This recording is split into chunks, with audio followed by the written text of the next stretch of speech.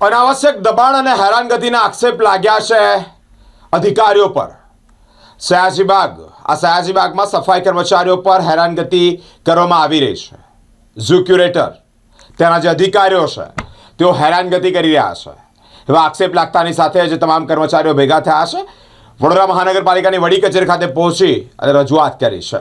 વડોદરા મહાનગરપાલિકાના સંચાલિત સયાજીબાગમાં કામગીરી બજાવતા સફાઈ કામદારો આજે મહાનગરપાલિકા કચેરી એકત્રિત થયા છે। કામદારોનો આક્ષેપ છે કે ઝૂ એજ્યુકેશન ઓફિસર માનવ મહેતા અને ઝૂ ક્યુરેટર પ્રત્યુક્ષ પટણકર દ્વારા તેમના પર અનાવશ્યક દબાણ અને હેરાનગતિ કરવામાં આવે છે। કામદારોના જણાવ્યા મુજબ જો 10 થી 15 મિનિટ મોડા પહોંચે તો તેમને તરત જ માફીપત્ર લખવા માટે કહેવામાં આવે છે। ઉપરાંત કોઈ વ્યક્તિગત પ્રસંગે રજા લેવાની જરૂર પડે ત્યારે પણ માફીપત્ર લખવામાં આવે છે। તેમના આક્ષેપ છે કે નિયમો બધા માટે સમાન રીતે લાગુ કરવામાં આવતા નથી। કેટલાક ચાહિતાઓ માટે અલગ વ્યવહાર કરવામાં આવે છે। નિયમો જો હોય તો તે બધા માટે સરખા હોવા જોઈએ એવી માંગ સાથે કામદારો કમિશનર સમક્ષ રજૂઆત કરવા માટે પહોંચ્યા છે। કામદારોનું કહેવું છે કે તેઓ ઈમાનદારીપૂર્વક સફાઈની ફરજ બજાવે છે, તેમની અન્ય કોઈ માંગ નથી। તેઓ અગાઉ પણ આ મુદ્દે મ્યુનિસિપલ કમિશનરને અનેક વખત રજૂઆત કરી હોવાના પણ દાવા છે। હાલ આ મુદ્દે મહાનગરપાલિકા તંત્ર તરફથી કોઈ સત્તાવાર પ્રતિક્રિયા સામે આવી નથી। આજે મેં કમિશનર સાહેબને જે ઝૂ ખાતામાં વ્યક્તિ સાથે સમયનું જે હેરાનગતિ કરવામાં આવે છે ખોટી રીતના, જ્યારથી અમે લોકોએ ટેન્ડર પ્રક્રિયા થવા જઈ તેની માટે અમે લોકોએ કેસનો દરવાજો ખટખટાયો, બરાબર છે। ત્યાર પછી આ લોકોનો હેરાનગતિ અલગ અલગ તારણ થઈ ગયેલા છે। હવે પોતાના જાતે નિયમો ઘરના બનાવી રહ્યા છે। એ પોતે પણ એમ્પ્લોયર છે, છતાં બી અમારી સાથે ઝૂ સાથે ડિપાર્ટમેન્ટ સાથે એવું કારણ છે કે 8 ને 5 થાય તો એની માટે માફી પત્રક આપવાનું, એવો એમની પાસે જોબ ટાઈમિંગ એમનો હોય કે ભાઈ આ નિયમમાં લાગુ પડતો તો અમને આપો, તો અમે નિભાવવા તૈયાર છે। અને એ નિયમ એમને પણ લાગુ પડતો હોય છે, કેમ કે એ પણ એમ્પ્લોયર છે। એમના કોન્ટ્રાક્ટ એમની અંદર અમે નોકરી નથી કરતા, અમે કોર્પોરેશનની અંદર કામગીરી કરી રહ્યા છીએ અને એમના આદેશનું પાલન કરે છે। એમની બતાવેલી કામગીરી ના થતી હોય તો એ વસ્તુનું માફી માંગે, એ વસ્તુ સ્વાભાવિક પણ છે કે ચાલો ભાઈ એમને સોંપેલી કામગીરી નથી થઈ તો સ્વેચ્છાએ ચાલો કે ભાઈ કારણની કારણ અમારી કામગીરી ના થઈ। પણ આ તો 8 ને 5 થાય એટલે માફીપત્ર કોઈ ગુનાહિત કાર્ય હોય તેની માટે માફીપત્રક હોય। બીજું, સંવિધાનના નિયમ પ્રમાણે અઠવાડિયે એક રજા હોય છે દરેકને, પ્રાઇવેટ સેક્ટરમાં, ગવર્મેન્ટ સેક્ટર કે ગમે તે સેક્ટરમાં અઠવાડિયે એક રજા માણસને મળતી હોય છે।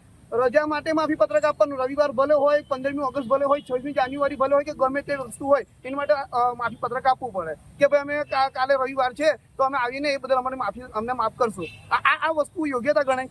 હું આપના માધ્યમ દ્વારા એમને જણાવવા માંગીશ કે ભાઈ તમે પણ તમારું જોબ લિસ્ટ તમને જણાવો। અમે ભલે ચોથા વર્ગના કર્મચારી પણ તમે બીજા ત્રીજા વર્ગના કર્મચારી છો તો તમારી પાસે પણ અમને માંગવાનો અધિકાર છે। તમે જે રીતે અમારી પાસે કામગીરી માંગો છો, સમય માંગો છો અને અમુક વસ્તુમાં તમે અમારી સામે એક્શન લો તો અમે પણ થોડું જાણીએ છીએ, તે પ્રમાણે અમે પણ તમારી પાસે જાણકારી માંગવા રેડી છે। એમનો કોઈ સમય નથી ને સાહેબ, એમના જે રચિતા ખરા ને, જે ચોથા વર્ગના કર્મચારી છે, જે એમના ચરિતા કહેવાય, લાડકવાયાઓ કહેવાય, એ લોકો 9 વાગે આવે, 10 વાગે આવે, બપોરે આવીને પાસે નીકળી જાય, 4-5 વાગે આવીને પાછા રાઉન્ડ મારીને જતા રહે તો એ વસ્તુ એમના માટે યોગ્યતા ગણાય।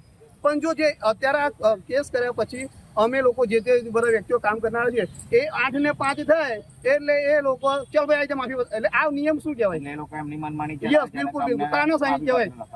અને એવું નથી લાગતું કે વીએમસી કોર્પોરેશનના એમ્પ્લોય છે, પોતાની મનમાની ચાલે છે, પોતાના સેક્ટરમાં અમે લોકો આપણા અંગ્રેજ શાસન જેવું કામગીરી કરી રહ્યા છે લોકો। અચ્છા, તમે અત્યારે કમિશનરને મળવા આવ્યા, કમિશનરો તો એક નવું જ લાગી રહ્યા છે થંભ વાળું, હા, ત્યારે તમે શું કરશો? એ નિભાવ તૈયાર છે।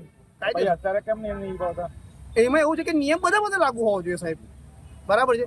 અને બીજું વસ્તુ કે રજાની અંદર માફીપત્રક, કોઈ સાહેબ માણસ કામગીરી કરવા આવતો હોય, આકસ્મિક કોઈ ટ્રાફિક સમસ્યા, કોઈ એક્સિડન્ટ સમસ્યા, પ્રસંગિક સમસ્યા નડતરરૂપ થાય, હવે બીજા દિવસ જણાય તે માન્યતા ના ગણાય, કાં તો મેસેજ કરે કાં તો ફોન કરે તે પણ માન્યતા ના ગણાય સાહેબ। તમારો મુખ્ય સાહેબ પદ્મનાભ પાટકર સાહેબ આપણા એ હેરાન કરે એને હેરાનમાં એવું છે કે એ પણ એક રિમોટની જેમ પેલા માનવ મહેતા સાહેબ કરે ને એ એમને ઓપરેટ કરે છે। માનવ મહેતા સાહેબ જે રીતે બધાને રિમોટની જેમ બધા કે ભાઈ તમે વોલ્યુમ વધારો તો વોલ્યુમ વધે બધાનો, વોલ્યુમ ડાઉન તો બધાનું વોલ્યુમ ડાઉન થાય। એટલે તમે પાલિકા વોલ્યુમ ડાઉન કરવા આવ્યા છો? પાલિકા ને અમારી સાથે થતા અન્યાયનો અમે અવાજ ઉઠાવવા જઈ રહ્યા છે। શું નામ તમારું? મહેન્દ્ર સોલંકી સર। ઝૂ ખાતામાં અને ગાર્ડનમાં અમારે હેરાનગતિ થઈ રહી છે, એ માટે અમે રજૂઆત કરવા આવ્યા છીએ। કોણ હેરાન કરે? પ્રત્યુષ પાટણકર સાહેબ અને માનવ મહેતા સાહેબ। શું કઈને હેરાન કરવામાં આવે? આ નવા નિયમો રોજના નવા હોય છે। આવું તે માફીપત્રક આપો, રજા પાડે તો માફીપત્રક આપો, લેટ આવ્યા તો માફીપત્રક આપો, એ રીતનું બધું નવા નિયમો કાઢ્યા કરે છે એમને। શું કામ કરો તમે ત્યાં અમે સફાઈ કામદાર છે. કેટલો સ્ટાફ છે તમે? ત્યાં અમારો 47 જણનો સ્ટાફ છે. અત્યારે કોને મળવા આવ્યા અત્યારે સાહેબને મળવાય છે, કમિશનર સાહેબને લે. આગળ તમારી કામ મંજૂર નહીં થાય તો શું કરે? મંજૂર એ માટે બી કહેવાનું છે, અગાઉ કઈ અરજી અમે આપેલી છે અને એમણે કહ્યું હતું કે થશે કામ, પણ હજુ સુધી કંઈ થયું નથી. આ તો શિસ્તનો પાલન તો સારું જ કહેવાય ને કે લેટ આવ્યા તો એના માટે તો સજા થવી જ જોઈએ. લેટની નથી, આમ લેટ એટલે 7:15 લગીનો અમારો ટાઈમ, 8 સવાર લગીનો ટાઈમ છે. એ પછી આવ્યા તો અમુક જણને એ લોકોને છૂટ આપેલી છે અને અમુકને નથી આપતા. તો નિયમ બધા માટે લાગુ હોવો જોઈએ. તો એવા કોણ લોકો છે કે એમને છૂટ આપવામાં આવે છે? છે આપણે આવે છે, અમે તો અમારા ટાઈમથી નીકળી જઈએ છીએ કામગીરી પર. અચ્છા, એટલે અધિકારી કોઈને બચાવે છે એવું છે? ના, અધિકારી તો નહીં, પણ જે રજિસ્ટર તો જાય છે એમની પાસે, એ પછી જે દેખવું પડે બધું. એટલે એવી જ તમારી છૂટ તમને મળવી જોઈએ એવું તમે કહો ના, છો? છૂટ મળવી જોઈએ ને, નિયમ બધા માટે એક હોવો જોઈએ.